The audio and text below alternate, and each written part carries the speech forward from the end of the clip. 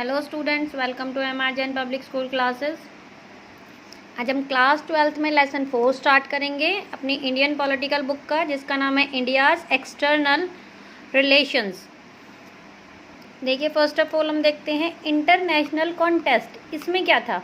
First of all, which type of relation India has with other country, that is called the external relation. अब external relations होते क्या हैं? देखिए, हमारी country जो है अभी अभी इंडिपेंडेंट हुई थी, अभी अभी बिल्ड होने स्टार्ट हुई थी। तो अभी हमने सिर्फ अपने इंटरनल प्रोसेस को देखा था कि हम अपनी कंट्रियों में जो हमारे स्टेट्स हैं उन्हें किस तरीके से डिवाइड करें, वर्क किस तरीके से करना है, बाकी सारी चीज़ें। अब जो हमारी कंट्री डेवलप हो चुकी थी, हमारी बिल्ड होके प्रोग्रेस करना स्टार्ट कर दिया था, तो अब हमारी कंट्री की गवर्नमेंट को या हमारे लीडर्स को इंटरनेशनल यानी कि एक्सटर्नल रिलेशंस बनाने थे, दूसरी कंट्रियों के साथ रिलेशन बनाने स्टार्ट करने थे, जिससे कि हम ज़्यादा प्रोग्रेस कर सकें और हमारी डेवलपमेंट ज़्यादा अच्छे से हो सके। तो which type of relation India has with other country, यानी कि जिस तरीके के रिलेशन इंडिया ने दूसरी कंट्रीज़ के साथ रखे उन्हें हम क्या बोलेंगे? External relation. तो the article of 15 Indian constitution deals with the directive principle of state policy. ये हम ऑलरेडी 11th क्लास में डिस्कस कर चुके हैं कि what is the directive principle state policy. तो आर्टिकल 51 जो इंडियन कॉन्स्टिट्यूशन में ऑलरेडी इंक्लूड है, directive principle state policy on promotion of international peace and security. ये किसे प्रमोट करते हैं? ये प्रमोट करते हैं इंटरनेशनल पीस एंड सिक्योरिटी को। फर्स्ट ऑफ ऑल प्रमोट करेंगे international peace and security. Second is main just the honourable relation between the nations. Foster respect for the international law and treaty obligation in the dealing of organised people with one another. Then हमारा second topic है the policy of non alignment. हमने already पढ़ा था अपने cold war के chapter में, जो हमारी दूसरी बुक है the contemporary of world NAM नाम के बारे में हमने पढ़ा था। नॉन एलिगमेंट मूवमेंट के बारे में हमने पढ़ा था। तो ये क्या था? नॉन एलिगमेंट एक टाइप्स ऑफ ग्रुप आप बोल सकते हैं, जैसे कि USA और USSR, USA और सोवियत यूनियन जिसे हम USSR बोलते हैं, इन दोनों के बीच कोल्ड वॉर हुई थी। तो कुछ कंट्रियां ऐसी थी इंक्लूडिंग आर इंडिया कि वो तभी रिसेंटली इंडिपेंडेंट हुई थी, तो उन्होंने कहा था ना तो हमें USA के साथ इंक्लूड हो रहा है इनकी वॉर में, ना हमें USSR के साथ इंक्लूड होना है। इन्होंने अपना अलग से एक ग्रुप बनाया था जिसे नाम दिया था, जिसका नाम था नाम, यानी कि नॉन एलिगमेंट मूवमेंट, हम किसी के साथ इंक्लूड नहीं होंगे। तो इसका जो पॉलिसी क्या थी, इसकी नॉन एलिगमेंट की पॉलिसी क्या थी? तो the first objective was to follow NAM is not join either the military blocs from the US and USSR यानी कि सोवियत यूनियन, यानी कि ना तो इसके अंदर जितनी भी कंट्रियाँ इंक्लूड हैं, ना तो वो USA के साथ इंक्लूड होंगे और ना ही वो USSR के साथ इंक्लूड होंगी। नेक्स्ट क्या था? To promote rapid economic development and maintain the friendly relation with other Nations.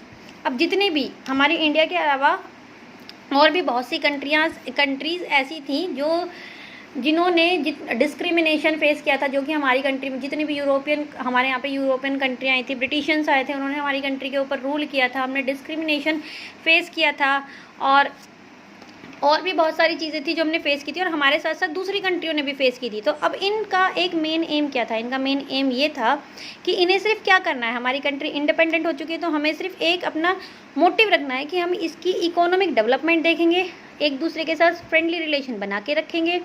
And the next is the creation of Indian National Army by Netaji Subhash Chandra Bose during the second world war. Second world war के time जो नेताजी सुभाष चंद्र बोस थे, उन्होंने एक क्या create किया था? Indian National army create की थी। आगे देखते हैं हम नेहरूज रोल। देखिए, नेहरू जी कौन थे? ये हमारे इंडिपेंडेंट इंडिया के फर्स्ट प्राइम मिनिस्टर थे। तो इनका रोल क्या था? ये फर्स्ट प्राइम मिनिस्टर होने के साथ साथ हमारे फॉरेन मिनिस्टर भी थे। तो जवाहरलाल नेहरू कंट्री के PM थे। कब थे? 46 से लेकर 64 तक रहे थे, और ये फॉरेन मिनिस्टर भी थे। तो इन्होंने 3 मेन ऑब्जेक्टिव थे नेहरू जी के। इनमें क्या था कि the 3 major objective of Nehru's foreign policy were the preserve the hard and the sovereignty, protect territory, integrate and the promote rapid economic development. यानी ये फॉरेन जो पॉलिसी है इसमें क्या करेंगे? देखिए, जो हमारी कंट्री इंडिपेंडेंट हुई थी तो ये बात डिसाइड थी कि अब हमारी कंट्री सोवरेन कंट्री होगी। सोवरेन मतलब अब हमारी कंट्री के ऊपर कोई और रूल नहीं कर पाएगा। तो फॉरेन पॉलिसी के अंदर हमारे सिर्फ 3 मेन ऑब्जेक्टिव ये थे कि हम अर्न करेंगे सोवरेनिटी, प्रोटेक्ट करेंगे टेरिटोरियल इंटीग्रिटी एंड प्रमोट करेंगे रैपिडली इकोनॉमिक डेवलपमेंट को। नेक्स्ट क्या था, Nehru wish to achieve these objective through the strategy of non alignment. और ये जो ऑब्जेक्टिव थे ये किसके थ्रू अचीव हो सकते थे, नॉन एलिगमेंट स्ट्रेटजी के थ्रू। तो some political parties leader like Bharatiya Janata Sangh, later the Swatantra party, doctor Bhimrao Ambedkar also wanted India should keep close relation with USA. तो ये सब क्या चाहते थे कि हमारे जो रिलेशन बने वो यूएसए के साथ अच्छे क्लोज रिलेशन बने। नेक्स्ट है डिस्टेंस फ्रॉम टू कैंप्स। अब ये टू कैंप्स क्या है देखिए, हम कोल्ड वॉर वाले चैप्टर में ऑलरेडी पढ़ चुके हैं, टू ब्लॉक्स के बारे में, यूएसए एंड यूएसएसआर के बारे में, तो वही चीज़ यहाँ पे दोबारा रिपीट हो रही है। तो during the cold war the USA lead NATO, NATO के बारे में भी हमने पढ़ा है, and the Soviet leads Warsaw pact come into the existence. तो India advocate non-alignment as the ideal foreign policy approach. This was difficult balancing act. Sometimes the balance did not appear perfect. 1956 when the Britain attacked Egypt over the Suez Canal issued India protest. देखिए इन दोनों के बीच distance maintain करके जो इनके बीच distance था वो इनकी ideology को था लेके था, और भी बहुत सारी प्रॉब्लम्स थी जिन इन दोनों के बीच जो ये डिस्टेंस था। तो फर्स्ट ऑफ ऑल क्या था कि जब ये कोल्ड वॉर हो रही थी, हमने कोल्ड वॉर वाले चैप्टर में भी पढ़ा था फर्स्ट चैप्टर में कि इंडिया ने यूएसएसआर के साथ 20 ईयर्स की फ्रेंडशिप ट्रीटी की थी, ठीक है। लेकिन उसके बाद क्या होता है देखिए, जब यूएसए ने ब्रिटेन ने इजिप्ट के ऊपर अटैक किया, किस चीज़ को लेकर, सुएज कैनल को लेकर, तो इंडिया ने प्रोटेस्ट किया, उसके अगेंस्ट प्रोटेक्ट किया। सेम जब यूएसएसआर ने हंगरी के ऊपर किया तो इंडिया ने कुछ भी नहीं बोला। तो इसमें ये देखा गया कि इसने दोनों के बीच क्या किया, डिस्क्रिमिनेशन किया। तो India did take a independent stand on various international issue. अब इंडिया के ऊपर कोई वो नहीं था, बर्डन नहीं था, या कोई डोमिनेट नहीं कर रहा था उसे कि नहीं भाई तुम्हें मुझे सपोर्ट करना है, तुम इसे सपोर्ट नहीं कर सकते। लेकिन यहाँ पे इसने ये गलती की, ये देखा गया कि ब्रिटेन के अटैक करने पे तो उसने प्रोटेस्ट किया, लेकिन यूएसएसआर के करने पर इसने उसे प्रोटेस्ट नहीं किया। तो while India was trying to convince to other developing country about the policy of non alignment, Pakistan joint the NATO. अब नेटो का यूएस के साथ पाकिस्तान ज्वाइंट हो गई जाके। तो US was not happy about the India's independent initiative, the policy of non alignment and very close to USSR. तो ये चीज़ यूएसए को पसंद नहीं थी। क्यों नहीं थी कि ये जो ब्रिटेन के लोग थे, ब्रिटिशर्स ने ही तो हमारी कंट्री के ऊपर रूल किया था इतने टाइम तक, तो ये चीज़ पसंद नहीं हुई कि वो इंडिपेंडेंटली किसी भी चीज़ में इंटरफेरेंस कर रहा है और उसकी क्लोजनेस बढ़ती जा रही है यूएसएसआर के साथ। नेक्स्ट देखिए, नेक्स्ट पॉइंट क्या है हमारा, नेक्स्ट है एफ्रो एशियन यूनिटी। तो Nehru establishment of contact between India and other newly independent state in Asia and Africa. अब इंडिया के साथ साथ, अभी मैंने आपको बताया कि इंडिया के साथ साथ और भी बहुत सी ऐसी कंट्रियां थी अफ्रीका और एशिया में जो कि न्यूली इंडिपेंडेंट हुई थी।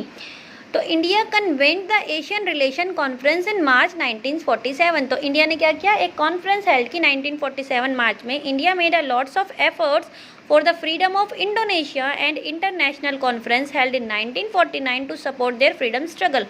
तो इंडिया ने एफर्ट्स लगाए किसके लिए, कि इंडोनेशिया की इंडिपेंडेंट के लिए, फ्रीडम के लिए, और उसे सपोर्ट भी किया कॉन्फ्रेंस के थ्रू। कॉन्फ्रेंस हेल्ड की गई 1949 में to support the freedom of struggle. India was a staunch supporter of the colonization process and the firmly opposed racism, especially the apartheid in South Africa। देखिए हम 11th class में पढ़ चुके हैं, even हमने 9th और 10th में भी पढ़ा है कि साउथ अफ्रीका में रंग भेद की नीति थी, अपार्थाइड थी, यहाँ ब्लैक और वाइट्स के बीच बहुत ज़्यादा डिस्क्रिमिनेशन होता था। तो इसी चीज़ को लेके इंडिया उसके अपोज थी, क्योंकि ये सारी चीज़ें हम इंडियंस ने भी फेस की थी, तो उन्होंने सपोर्ट किया इस चीज़ से उन्हें फ्री होने के लिए।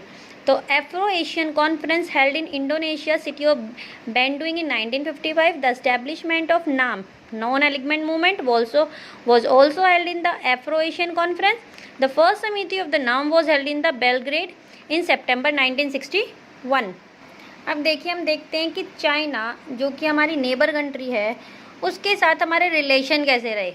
Piece and conflicts with China. After the Chinese Revolution in 1949, India was the one of the first country to recognize the communist government। देखिए पहले हमारी कंट्री ने सोशलिज्म आइडियोलॉजी को फॉलो किया था यूएसएसआर के साथ मिलके, क्योंकि यूएसएसआर में पहले सोशलिज्म था और यूएसए में कैपिटलिज्म था। तो ये आइडियोलॉजी को लेके भी उनके बीच डिफरेंस था, क्योंकि हमारी इंडिया ने 20 ईयर्स की फ्रेंडशिप की ट्रीटी को साइन किया था, तो उसने यूएसएसआर की आइडियोलॉजी को फॉलो किया और वहाँ सोशलिज्म को, अपने इंडिया में सोशलिज्म को माना। लेकिन बाद में इस टाइम एट द प्रेजेंट अगर हम देखें तो यहाँ पे कम्युनिस्ट गवर्नमेंट है। तो Vallabhbhai Patel were worried about the possible Chinese aggression in future, but Nehru thought the India could face an attack from China. The joint initiation of Panchsheel, the 5 principles of peaceful coexistence by the India Prime Minister Nehru and the Chinese Primary Zhou Enlai on 29 अप्रैल 1954। देखिए India और China को लेके 5 principles को लेके sign हुआ था, पंचशील हुए थे। इसमें क्या था कि फर्स्ट ऑफ ऑल ये था कि आप एक दूसरे के इंटरनल अफेयर्स में जो इंटरनल अफेयर्स हैं उनमें इंटरफेयर नहीं करेंगे, ठीक है। सेकंड ये थी कि आप एक दूसरे के ऊपर आर्म से अटैक नहीं करेंगे। इस तरीके के कुछ 5 प्रिंसिपल थे जो दोनों ने साइन किए थे। लेकिन क्या होता है, ये जो इंडिया है ये इसमें से अपने एक प्रिंसिपल्स के अगेंस्ट चला जाता है, जिससे कि इंडिया और पाकिस्तान के बीच इंडिया और चाइना के बीच कॉन्फ्लिक्ट स्टार्ट हो जाते हैं। और वो ये था कि चाइना ने तिब्बत के एक लोकेशन के ऊपर अटैक किया और ज़बरदस्ती उसके ऊपर तिब्बत के ऊपर उसे डोमिनेट करने लगे थे कि नहीं भाई हमने यहाँ अटैक कर दिया, ये सारा पोर्शन हमारे हमारे अंडर है। तो इंडिया ने उसके अगेंस्ट प्रोटेस्ट किया था। तो चाइना ने बोला कि आपने जो हमारी पंचशील द 5 ईयर प्रिंसिपल्स थे जिसके ऊपर साइन हुआ था, ये तुम इसके अगेंस्ट गए हो, तो अब हम तुम्हारे साथ अपने पीसफुल जो रिलेशनशिप है वो कंटिन्यू नहीं करेंगे। इस चीज़ को लेकर कॉन्फ्लिक्ट्स हुए थे कि आपने 5 जो हमारी प्रिंसिपल्स थे उनमें से एक को तोड़ा है। तो mutual benefit and the equality, क्या क्या था इसमें? म्यूचुअल बेनिफिट और इक्वालिटी को हम देखेंगे। Mutual non aggression, non intervention in each other international affairs. ये इंटरनेशनल अफेयर्स जो मैं आपको एक एग्जांपल देके बताया कि इसने तिब्बत के ऊपर चाइना ने अटैक किया था और इंडिया ने उसमें इंटरफेयर किया था, तो उसने ये वाले अपने प्रिंसिपल को अगेंस्ट गए थे। तो इसीलिए चाइना के साथ अब कॉन्फ्लिक्ट्स होने स्टार्ट हो गए थे to maintain the international peace and understanding. तो ये कुछ पॉइंट्स थे जो इसके अंदर इंक्लूड थे, लेकिन इंडिया अगेंस्ट गई तो इसीलिए कॉन्फ्लिक्ट स्टार्ट हो गए थे। तो चाइना ने इंडिया के ऊपर अटैक भी किया। देखिए इसमें वो सब बताती हूँ मैं आपको। द चाइनीज़ इन्वेंशन ऑफ 1962, तो China annexed the Tibet in 1950 and thus the removed the historical buffer between the two countries. Initially, the government India did not oppose this openly. India gave a shelter of Dalai Lama. ये दलाई लामा कौन था? ये तिब्बत का leader था। इसने India ने support किया था चाइना के against. China protest it. China told India broke the Panchsheel agreement. जो आपने पंचशील एग्रीमेंट किया था वो शांति के लिए कि शांति बनी रहे दोनों कंट्रीज़ के बीच, आप उसके अगेंस्ट गए हो, आपने वो एग्रीमेंट तोड़ा है। तो China claim 2 area with in the India. तो चाइना ने इंडिया के 2 एरिया के ऊपर अपना क्लेम किया, टेरिटरी थी। फर्स्ट ऑफ ऑल लद्दाख जो कि रीजन ऑफ जम्मू कश्मीर है, and second is Arunachal Pradesh की नीफा में। तो between the 1957 and 59 the Chinese occupied the Aksai China area and build a strategy road there. While the entry world's attention was on the Cuba Missile Crisis, China launched a massive invasion of October 1962। हमने Cuba missile के बारे में already पढ़ा है, जो कि USA और USSR के बीच कोल्ड वॉर के टाइम हुई थी, जो एक पिन पॉइंट रहा था, ठीक है। इसी तरीके से चाइना ने क्या करा, इंडिया की इन दो टेरिटरीज़ के ऊपर अपना कंट्रोल कर लिया और क्या सोचा कि जिस तरीके से क्यूबा मिसाइल हुआ था इसी तरीके से मैं भी यहाँ पे अपनी मिसाइल जो है वो इन्वेंट करूंगा। तो India could not take a help from USA and USSR due to the Cuba missile crisis. अब क्या था, उस टाइम पर इंडिया ने ना तो यूएसए की हेल्प की थी ना यूएसएसआर की हेल्प की थी। इवन उसने क्या बोला था कि हम अभी न्यूली इंडिपेंडेंट कंट्री हैं, हम खुद इतनी डेवलप नहीं है, हम आपकी हेल्प कैसे करेंगे। तो अब क्या होता है, चाइना और इंडिया के बीच होती है वॉर। तो China defeated India in a war. The then the defence minister V Krishna Menon had a leave the cabinet. इसी वजह से जो कृष्णा मेनन थे, हमारे वी कृष्णा मेनन थे, डिफेंस मिनिस्टर थे, उन्होंने कैबिनेट छोड़ दिया था। किस लिए कि Nehru was criticised and for the first time of non confidence motion against his government was move to debate in the Lok Sabha.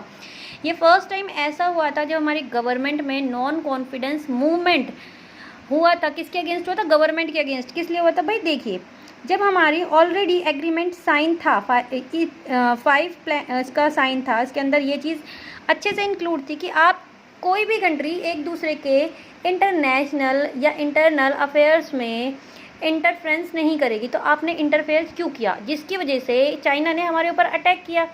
तो इसीलिए नॉन कॉन्फिडेंस मोशन गया अगेंस्ट किसके? गवर्नमेंट के, क्योंकि गवर्नमेंट आंसरेबल नहीं थी। तो the synonym India conflicts affect the political parties also. The CPI party split the 1964 into 2 parties. अब ये 2 पार्टीज में डिवाइड हो चुकी थी। कैसे? In favour of USSR and CPIM in favour of China. Congress party जो USSR के फेवर में थी और जो नॉन कांग्रेस लीडर्स थे वो किसके फेवर में थे? चाइना के। तो many leader of what become a CPI means were arrested in being a pro China. अब देख, चाइना के बाद हमारा वॉर होती है पाकिस्तान से। अब पाकिस्तान क्या था? पाकिस्तान हमारे इंडिया का ही पार्ट था, जिन्हें कि ब्रिटिश ने एक सेपरेट लैंड पोर्शन करके पाकिस्तान का एक पाकिस्तान न्यू बना हुआ नेशन था और हमारा ही एक पार्ट था।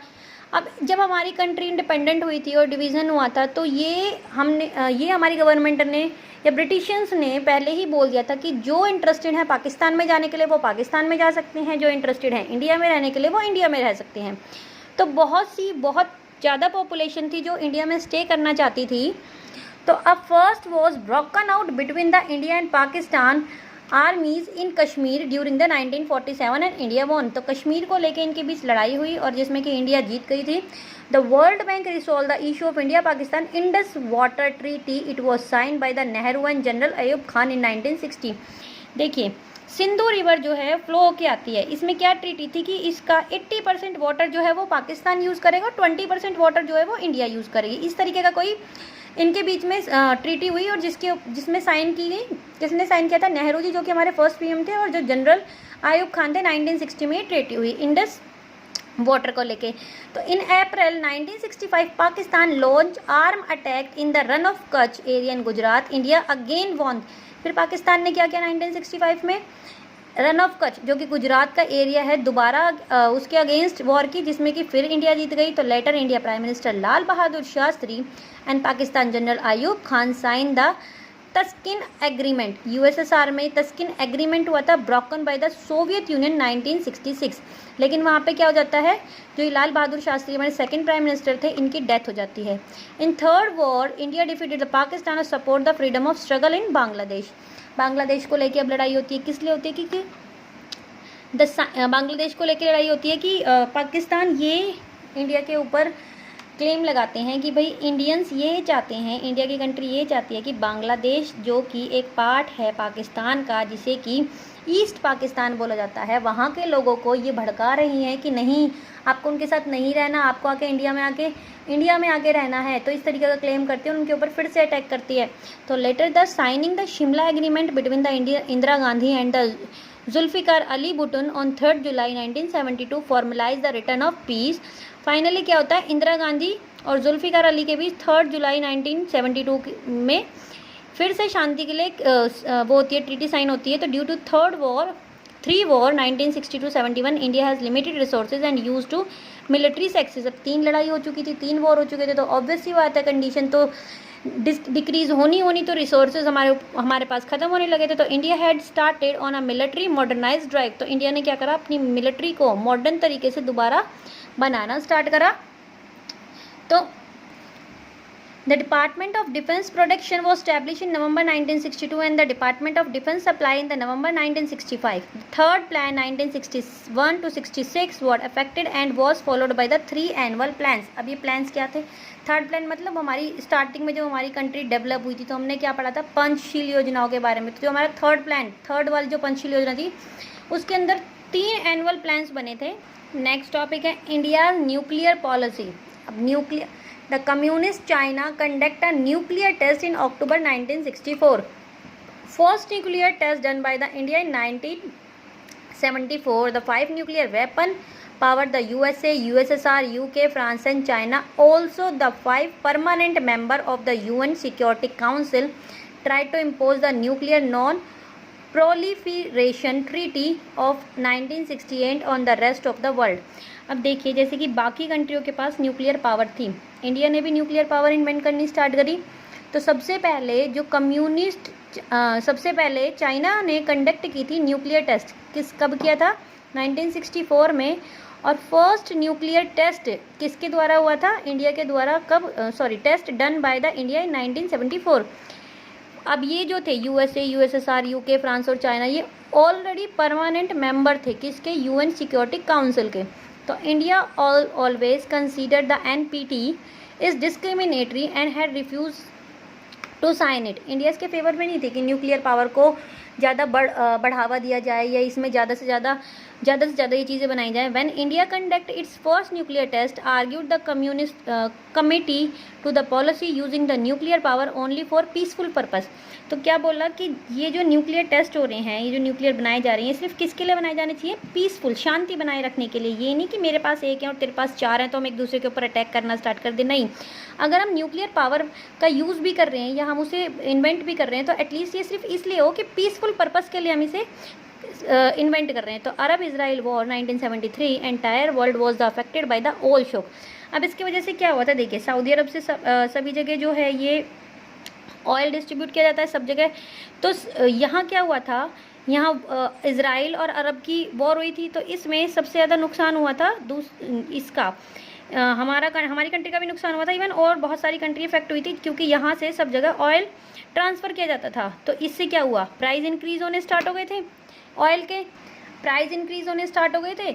और किसने? अरब अब जो अमाउंट में ऑयल प्रोवाइड करा रहा था सारी कंट्रियों के, अब उसने अपने प्राइस बढ़ाने स्टार्ट कर दिए। तो Arab Israel war of 1973 the entire world was affected. पूरा वर्ल्ड जो है वो अफेक्ट हुआ था किससे? ऑयल शॉक से, due to the massive hike in the oil price by the Arab nation, क्योंकि अरब नेशन ने अपने जो ऑयल प्राइजेस थे वो बढ़ा दिए थे।